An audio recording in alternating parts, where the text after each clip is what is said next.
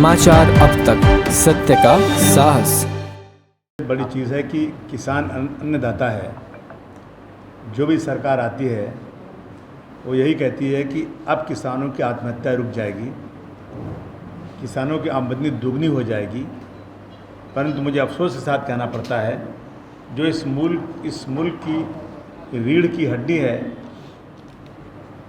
जो सबसे ज़्यादा एम्प्लॉयमेंट देने वाली खेती है, किसान है। आज किसान 1 जुलाई 2023 से 1 जुलाई 2022 से जुलाई 23 तक 3000 किसानों ने महाराष्ट्र में आत्महत्या किया। ये बिल्कुल मजाक हो गया है कि हम जो है विश्व गुरु बनने जा रहे हैं। महाराष्ट्र इस देश की आर्थिक राजधानी है। जो भी सत्ता में बैठता है, जब भी असेंबली का सेशन होता है, किसानों पे इतनी ज़्यादा बहस होती है, इतनी ज़्यादा बातें होती हैं, लेकिन किसानों की हालत सुधरने को तैयार नहीं। मैं समझता हूँ ये बहुत ही दुखद बात है कि किसान आत्महत्या करें। मेरी मांग है सरकारों से, अगर आप किसानों की आत्महत्या नहीं रोक सकते तो छोड़ दो कुर्सी पर बैठने का कोई अधिकार नहीं है।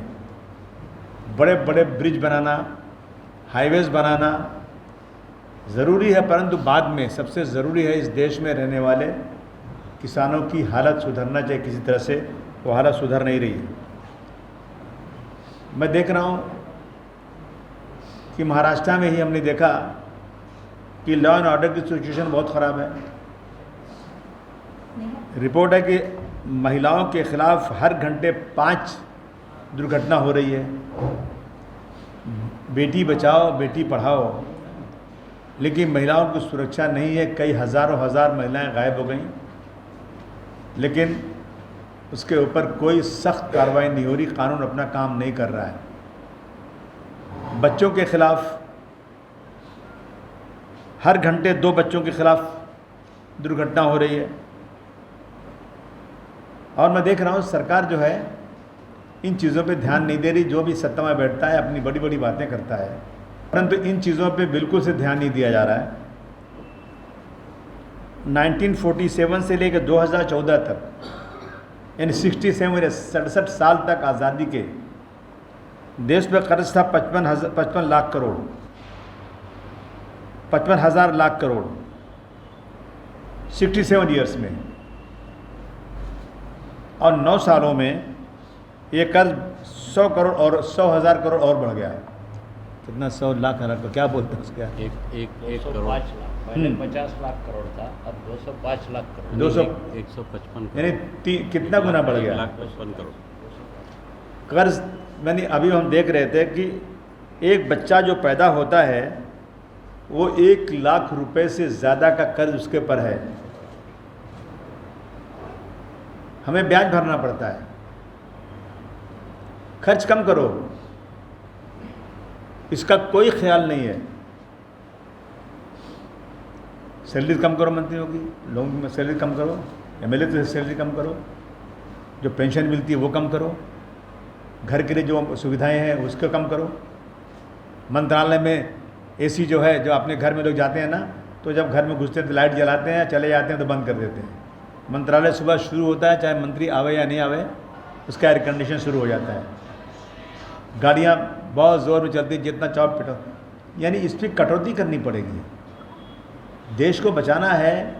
और आज कहाँ जा रहा है देश? हालत ख़राब हो रही है देश की। गरीबी की रेखा से नीचे लोग बढ़ते जा रहे हैं। अभी अगर देश तरक्की कर रहा है तो फिर 80 करोड़ लोग ऐसे हैं आज भी, जो सरकार खुद ही कह रही है कि 80 करोड़ लोगों को राशन दिया जा रहा है। किसको राशन दिया जाता है? जो गरीबी की रेखा से नीचे होता है। गरीबी की रेखा से नीचे रहने वाले अभी भी अगर 80 करोड़ हैं, मैं समझता हूँ कि उससे ज़्यादा ही होंगे। जो 80 करोड़ को खुद सरकार मानती है, तो फिर डेवलपमेंट कहाँ हुआ? कैसे डेवलप मान जाए कि डेवलप मान जाए? यदि हर व्यक्ति ईद आए, बकरीद आए, होली आए, दिवाली आए, उसे किसी के आगे हाथ नहीं फैलाना पड़े, वो सम्मान के साथ अपना त्यौहार मनाए, अपने बच्चों को स्कूल की फ़ीस दे, अपने घर में अपने पुरुष अपने घर में जो उनके सिटीजन हैं, माँ बाप हैं, दादा हैं, उनके इलाज के लिए उनको किसी के आगे हाथ नहीं फैलाना पड़े, अपनी ज़िंदगी गुजार सकें, वो समझता मैं समझता हूँ तब वो भारतवर्ष देखना था। आज जो है आज़ादी के इतने साल बाद भी देश की हालत इसी तरह से है।